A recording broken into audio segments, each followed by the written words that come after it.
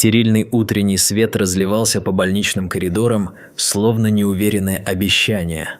В палате 217 веки Эмили дрогнули и открылись после 5-летней комы. Чудо, которое попало в заголовки газеты, вселило надежду в сердца ее врачей и семьи. И все же, когда в палате послышались облегченные возгласы больничного персонала, что-то в глазах Эмили выдало мрачную правду. Доктор Стивенс, опытный врач, известный своим спокойствием в трудную минуту, наклонился ближе. «Эмили, ты меня слышишь?» Он прошептал. Дрожащим усилием она выдавила из себя одну единственную хриплую фразу. «Он здесь. Он всегда здесь». Едва слышные слова, казалось, отбрасывали длинную тень на комнату. Ее глаза, расширенные от ужаса, шарили по потолку, как будто она ожидала увидеть привидение. Медсестра, стоявшая рядом, ахнула, и через несколько мгновений облегчение сменилось тихим ужасом. Родители Эмили бросились к ней. Мать крепко обняла ее, по ее лицу текли слезы, а отец сжал ее руку со смесью радости и опасения. «Эмили, милая, ты проснулась», – прошептала мать. Но радость была недолгой. Во время этого нежного воссоединения голос Эмили, хрупкий и дрожащий, повторил: «Это был мужчина. Он приходил ко мне, пока я спала». Когда ее мать спросила: «Какой мужчина, милая?» Эмили только покачала головой. Подробности были размыты, как будто их скрывал туман ужаса и обрывочные воспоминания. Новость о загадочных замечаниях Эмили быстро распространилась. Администрация больницы усилила меры безопасности, и каждый посетитель подвергся тщательному осмотру. Коридоры наполнились слухами. Была ли эта фигура реальной или просто галлюцинацией, порожденной поврежденным разумом? Поскольку меры безопасности были усилены, родители Эмили решили, что ей не следует оставаться одной в месте, которое теперь казалось населенным призраками. Они договорились отвезти ее домой, надеясь, что знакомая обстановка поможет ей избавиться от растущего беспокойства. Дома, в окружении семейных фотографий и сувениров, которые когда-то были для Эмили утешением, она чувствовала себя не в своей тарелке. Некоторые комнаты, особенно кабинет отца и ее старая спальня, вызывали у нее необъяснимый страх. «Мне не нравится эта комната», – шептала она, нервно озираясь по сторонам. Тихие заверения ее матери, что здесь ты в безопасности, были услышаны ею, слишком измученной страхом, чтобы по-настоящему поверить. В ту первую ночь после возвращения домой тишину нарушили странные звуки, эхом разносившиеся по коридорам. «Ты это слышала?» – тихо спросил ее отец, сжимая в руках бейсбольную биту, чтобы успокоиться. Эмили кивнула, в ее широко раскрытых глазах отражался неподдельный ужас. Ее. Даже когда полиция позже подтвердила, что следов взлома не было, тревожные звуки оставили неизгладимый след страха в семье. Шли ночи, и сон Эмили превратился в поле битвы ярких кошмаров. В ее снах ее преследовал неясный зловещий образ мужчины, чьи тихие, жутковатые колыбельные песни наполняли темноту. «Почему он не оставит меня в покое?» Она кричала, и ее мольбы эхом отдавались в безмолвной пустоте ее разума. Кошмары были настолько реальными, что каждое утро Эмили просыпалась вся в поту и дрожала от остаточного страха.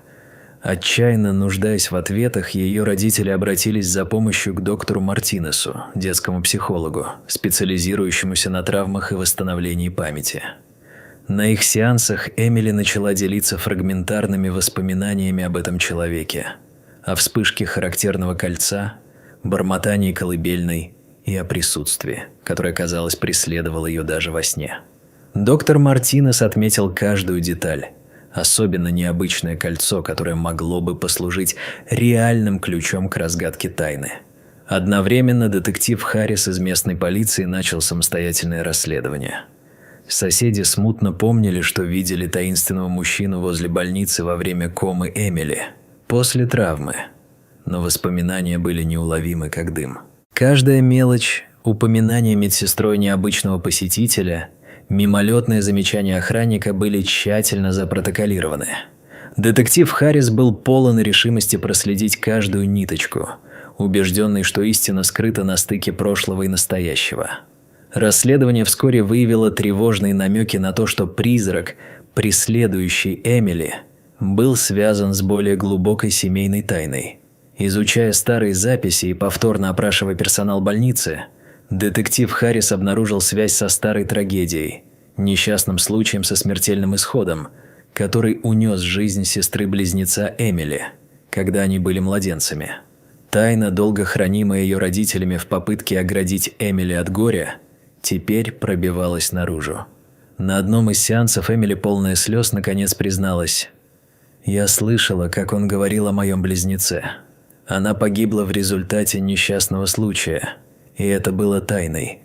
Это открытие вызвало шок в семье, когда ее родители обменялись взглядами, полными глубокого сожаления и невысказанной вины. Полной решимости раскрыть правду о таинственном кольце, детектив Харрис расширил свое расследование. Расследование привело его к бывшему коллеге отца Эмили, человеку, который затаил давнюю обиду после неудачной сделки. Оказалось бы, что этот озлобленный человек превратил свое негодование в извращенную навязчивую идею, используя мучительную тайну смерти близнецов как средство мучить Эмили. В центре внимания расследования оказалось кольцо, которое, как теперь было подтверждено, связано с этим человеком. В этой суматохе отец Эмили все больше отдалялся от нее. Его ночные телефонные звонки, тайные поездки в свой кабинет и скрытное поведение еще больше выбивали семью из колеи. «Почему ты отгораживаешься от меня?» – тихо спрашивала Эмили глубокой ночью, и в ее голосе слышались нотки предательства и страха. Однажды ненастным вечером напряжение в семье достигло своего пика, когда между ее родителями разгорелся ожесточенный спор. Увидев спрятанные письма и фотографии, обнаруженные в потайном ящике стола, ее мать спросила: «Что ты скрываешь?» Это столкновение, отягощенное старыми обидами и новыми подозрениями, только усугубило страдания семьи. В разгар семейного хаоса детектив Сара, дотошный следователь по этому делу, решила напасть на многообещающий след. Она вспомнила упоминание о старом семейном домике, описанное в одном из писем, найденных в потайном ящике. Вместе с матерью Эмили она отправилась в отдаленную хижину, расположенную в густом лесу. Само путешествие было наполнено дурными предчувствиями. Извилистые, усыпанные листьями дорожки и шепчущие деревья, казалось, отражали мрачные тайны, которые они надеялись раскрыть. Хижина, потрепанная временем и природой, больше походила на мавзолей забытых воспоминаний, чем на убежище. Изменить. Внутри они обнаружили следы недавнего пребывания людей. Наполовину сгоревшая свеча, брошенная обертка от еды и, что самое важное, маленькая коробочка с кольцом, идентичным тому, которое описывала Эмили. Рядом с кольцом лежал комплект старой одежды и потрепанный сборник колыбельных песен. В рукописных заметках в книге рассказывалось о днях, наполненных наблюдением и одержимостью каждым шагом семьи. Одна из записей гласила: «Наблюдатель видит все – предательство, потерю и тайну, которая их связывает». Это открытие подтвердило обрывочные воспоминания Эмили и намекнуло на преднамеренную кампанию психологических мучений. Прежде чем мать Сары и Эмили смогла полностью осознать пугающие факты, отдаленный шум, шарканье в темноте предупредили их, что они, возможно, не одни. Они поспешно собрали все, что могли, и вернулись к машине. Гнетущая тишина леса только усиливала их нетерпение. В полицейском участке детектив Харрис тщательно изучил новые улики. Его глаза сузились, когда он подтвердил связь кольца с мстительным бывшим коллегой отца Эмили. «Это кольцо больше, чем просто украшение», – пробормотал он. «Это символ вендетты, которая длится уже десятилетия. Дома в семье царило постоянное напряжение. Кошмары Эмили становились все более яркими, а часы бодрствования были наполнены постоянным страхом. Каждый скрип, каждое дуновение ветра заставляли ее нервничать. Стремясь защитить ее, полиция усилила наблюдение за домом. Камеры были установлены в каждом углу, и сотрудники полиции вели себя осмотрительно.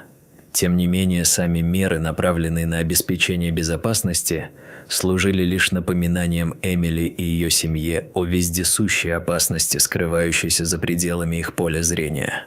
Затем, ночью, когда дождь барабанил в окна, как зловещий барабан, ловушка наконец сработала. Едва уловимое движение у задней двери вызвало тревогу. Через несколько мгновений полицейские оцепили территорию, и была задержана темная фигура. Мужчина, который сжимал кольцо так, словно это был ключ к его темной миссии. Арест принес временное облегчение. Однако непроницаемое молчание этого человека во время допроса усугубило тайну. Детектив Харрис настаивал на ответах, но все, что он мог предложить, это холодный, непроницаемый взгляд. В последующие дни, когда семья пыталась переварить каскад откровений, воспоминания Эмили начали всплывать на поверхность с болезненной ясностью. Тихим, дрожащим голосом она рассказала о последнем кусочке головоломки. Я все слышала, находясь в коме. Я слышала, как он говорил с папой о моей сестре-близнеце, о том, как она умерла, и о том, что это было секретом от меня. Признание стало для меня сокрушительным ударом. Отец Эмили с посеревшим от сожаления лицом тихо признал: «Я был неправ. Я должен был защитить тебя от этой боли». Его голос был тяжелым от бремени вины и печали. Бремени, которое преследовало его с того трагического дня. В последующие дни семья искала утешения в терапии и друг в друге. Доктор Мартинес продолжал свои занятия с Эмили, мягко ведя ее по лабиринту травм и фрагментарных воспоминаний. «Исцеление – долгий путь», – заверил он ее, – «но вы не одиноки». Мать Эмили, хотя и была убита горем из-за долго скрываемой тайны, поклялась перестроить их жизнь на основе правды. «Мы есть друг у друга», – твердо заявила она, – «и вместе мы найдем выход из этой тьмы». Пока детектив Харрис и его команда работали над тем, чтобы раскрыть весь масштаб мстительного заговора, семья начала понемногу возвращаться к нормальной жизни.